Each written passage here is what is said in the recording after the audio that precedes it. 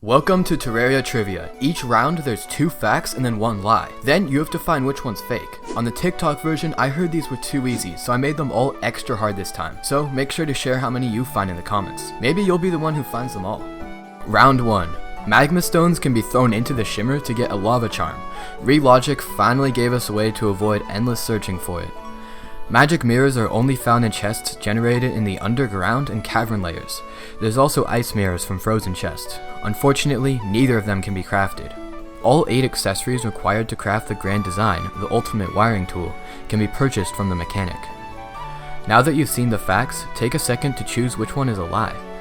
Magma stones do transform into a lava charm from the shimmer, and the grand design is crafted completely with mechanic items. Magic mirrors actually can be crafted as a 1.4.4 using 10 glass, 8 gold, and 3 diamonds at a furnace. That's a relief. Round 2. The Aether biome generates on the outer edges of your world, the same side as the dungeon, and about halfway up the world. You can place background walls past the world border using autoplace. Beware of placing too many torches in one spot. That's because in a recent update it made it so that torches bunched together start shooting their flames at you. Now that you've seen the facts, take a second to choose which is a lie. Placing over 100 torches in one spot underground begins a torch fight event called the Torch God. Using autoplace, you can actually place walls past the world border. Finally, the Aether biome actually spawns in the jungle side of the world, not the dungeon. Round 3. Due to the way that valid housing is calculated, villager houses can be weird shapes. These are all considered suitable housing. Because the old man is relieved of his curse upon defeating Skeletron, you can only defeat Skeletron once per world. If the guide dies to lava in the underworld, the wall of flesh spawns. Now that you've seen the facts, take a second to choose which is a lie. All of these houses are actually valid housing. I tested them in game. If the guide's in the underworld and dies in lava, then the wall of flesh does actually spawn. This is a great way to avoid farming voodoo dolls. And speaking of voodoo dolls, there's a Clothier voodoo doll which lets you kill Skeletron an infinite number of times. Round 4. Items like wood, torches, and even the Hellforge are destroyed by lava. However, junk items from fishing won't be destroyed. When you have the shimmering debuff, you can't use items and are invincible to all enemies and bosses. Jungle-themed mimics can spawn in some worlds with specific seeds. Now that you've seen the facts, take a second to choose which is a lie. Junk items, for whatever reason, don't get destroyed from lava, and in Celebration Mark 10 and Get Fixed Boy seeds, jungle mimics spawn. When you have the shimmer debuff, you can take damage from bosses. For a little bit, this used to actually not be the case, and you could cheat pretty much any boss. Round 5. Similar to Minecraft, you can actually beat Terraria if you start with no items. So the reason that we start with items, I don't know. Monoliths change the world's appearance, putting a shader on the screen. However, monoliths cannot affect pre-existing shaders. For example, you can't disable the Blood Moon tint. The Aether monolith is an exception though. Drinking bottled water usually heals the player, but while drowning, it does not. Instead, it just does nothing. Now that you've seen the facts, take a second to choose which is a lie.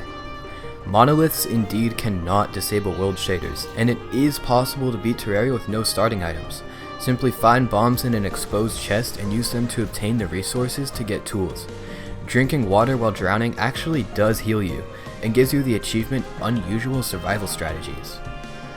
Round 6. Excluding mini-bosses, King Slime has the least health out of all bosses.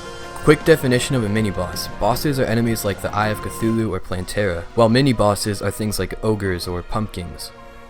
Corrupted background walls can't spread the evil to blocks, so you can safely leave your biome borders with walls. NPCs typically sell special items depending on the moon phase. Now that you've seen the facts, take a second to choose which is a lie.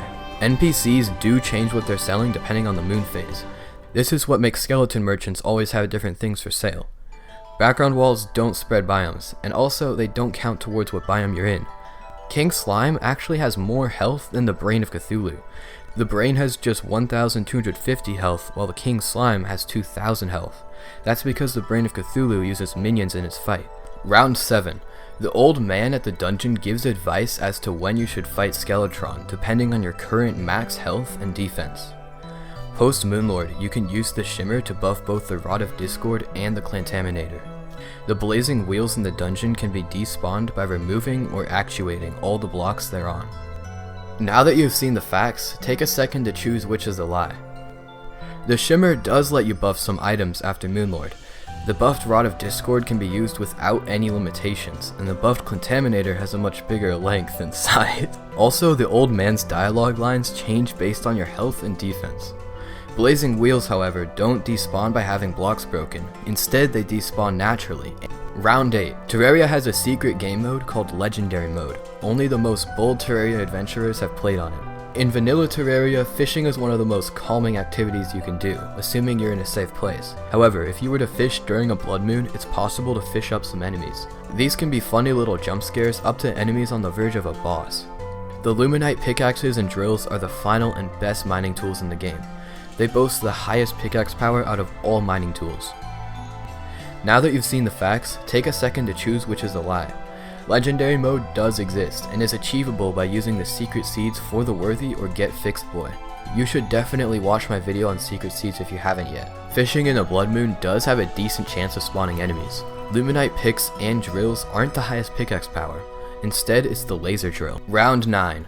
Shaking trees can drop items, critters, and even enemies. Also in legendary mode, they can drop lit bombs. Throughout hard mode, every time you defeat a boss, which is part of the required progression, the spread of the evil and hollowed biome speeds up. When NPCs enter the Shimmer, they change sprites. This is a great way to change up your game without needing any texture packs. Now that you've seen the facts, take a second to choose which is a lie. NPCs do have unique sprites when dropped in the Shimmer, and shaking trees can spawn items, critters, and enemies. They also do drop bombs in legendary mode. In hard mode, the rate of biome spread doesn't increase with each boss kill. Instead, it is sliced in half once Plantera is killed. I never knew that, I honestly felt like it sped up. Round 10. In some of the secret world seeds, the cultist devotees are white instead of blue. Also in some of the secret world seeds, you can jump into outer space and immediately die. During a blood moon, female NPCs have pretty harsh dialogue lines. I wonder why. Now that you've seen the facts, take a second to choose which is a lie. In a blood moon, female villagers actually do sound very angry in their dialogue lines. Logic loves their jokes. Additionally, in the don't dig up and get fixed boy worlds, you indeed die instantly when touching the top of the world. The white version of the cultist devotee doesn't ever spawn in Terraria.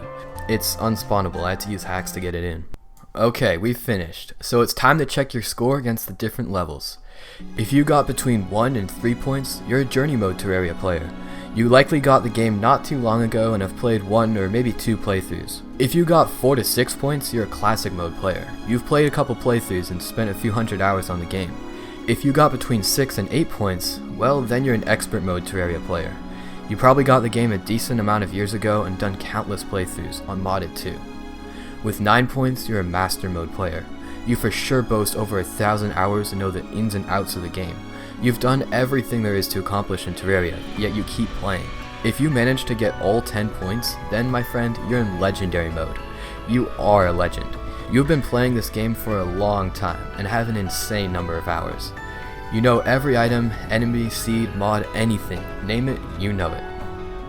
Whatever score you got, make sure you compare it with everyone in the comments. Also, which lies tricked you? And what facts stood out the most?